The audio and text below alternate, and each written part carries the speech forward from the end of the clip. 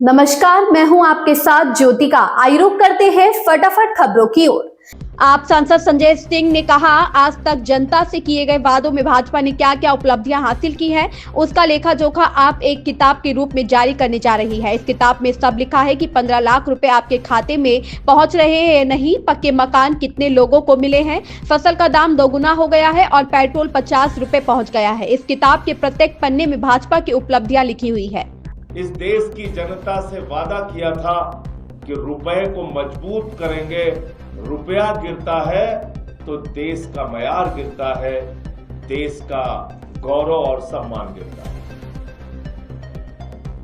ये सारे वादे आप सबको याद होंगे।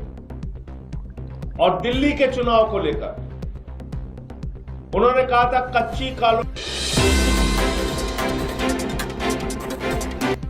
सीएम धामी की अध्यक्षता में आज प्रदेश मंत्रिमंडल की बैठक हुई। इसमें यूसीसी का प्रस्ताव लाया गया। इस दौरान कैबिनेट ने नियमावली के प्रस्ताव पर मुहर लगा दी। सीएम धामी ने कहा कि 2022 में हमारी सरकार ने यूसीसी बिल लाकर जनता से किया वादा पूरा किया था। तब से हम इसकी सारी प्रक्रिया पूरी कर इसे जल्द से जल्द लागू करने की दिशा में आगे बढ़ रहे हैं।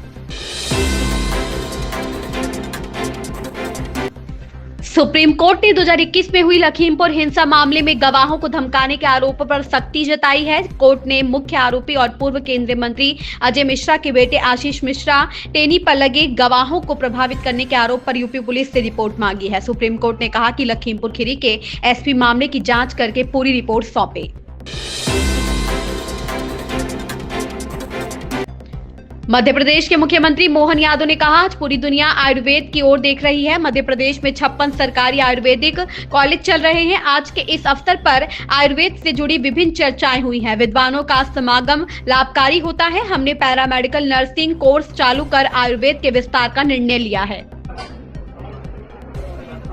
राष्ट्रीय आयुर्वेद संगोष्ठी में आज मैं मेरे साथ मंत्री माननीय इंदर सिंह परमार, माननीय विधायक भगवान दास सपनानी जी और देश भर के आयुर्वेद के अलग अलग स्वनाम धन्य चिकित्सक और पूरा संगठन अपनी इस पूरी व्यवस्था में हमारे बीच पद्म विभूषण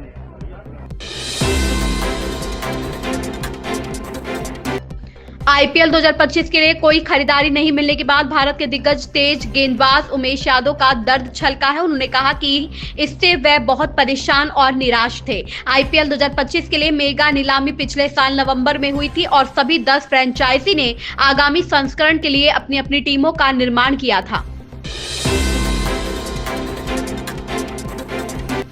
बागेश्वर धाम के बाबा ने कहा कि कुंभ अपने मुख्य मकसद से भटक रहा है। वहां रील नहीं रियल होना चाहिए। वहां इस बात पर बहस होनी चाहिए कि किस तरह देश हिंदू राष्ट्र बनेगा, कैसे हिंदू धर्म छोड़ चुके मुसलमान व ईसाइयों को सनातन धर्म में वापसी करवानी है, इसकी चर्चा होनी चाहिए।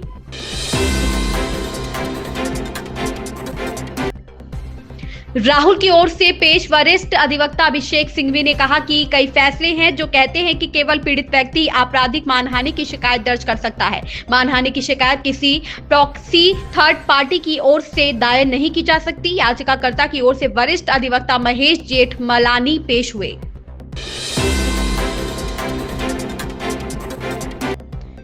रक्षा मंत्री राजनाथ सिंह ने एनसीसी कैडेट्स से कहा, हम बराबर एनसीसी के बच्चों से मिलते हैं और हमारी उनसे बातचीत भी होती है। एनसीसी आपको इतना कुछ देती है कि इसके बाद भविष्य में आप जहां भी जाएंगे तो वहां आप अपने घर, समाज और देश का नाम रोशन करेंगे। एनसीसी में आने के बाद आप इसके अभिन्न अंग बन जाते हैं। यह आपके लिए गौरव का विषय है। यह ट्रेनिंग के दौरान आपके कंधों को मजबूत करती है और बाद में यही मजबूती कंधे राष्ट्र की उन्नति का भार उठाते हैं। बराबर एनसीसी के बच्चों से मिलना होता है, बातचीत भी होती है। उस आधार पर जो कुछ भी हमने एसेस किया है, जो मूल्यांकन किया है, मैं कह सकता हूं इसलिए एनसीसी आपको इतना कुछ दे रहा है कि आप इसके बाद भविष्य में जहां भी जाएंगे अपने घर परिवार, अपने समाज और अपने देश का नाम रोशन करेंगे ही, यह मेरा पक्का विश्वास है।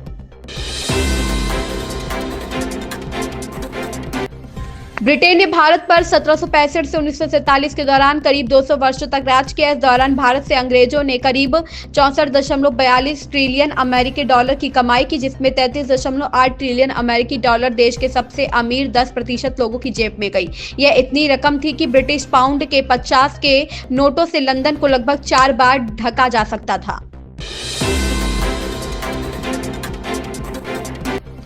कंगना रनौत की फिल्म इमरजेंसी सिनेमा घरों में लगी है, जो देश में लगे आपातकाल की घटना पर आधारित है। यह फिल्म 17 जनवरी 2025 को रिलीज हुई। फिल्म देखकर लौट रहे दर्शक कंगना की अदाकारी की जमकर तारीफ कर रहे हैं। वहीं क्रिटिक्स ने भी फिल्म को अच्छी प्रतिक्रिया दी है। अभिनेत्री की यह फिल्म पंजाब में रिलीज नहीं हुई है, इस पर उन्होंने प्रतिक्रिया दी है।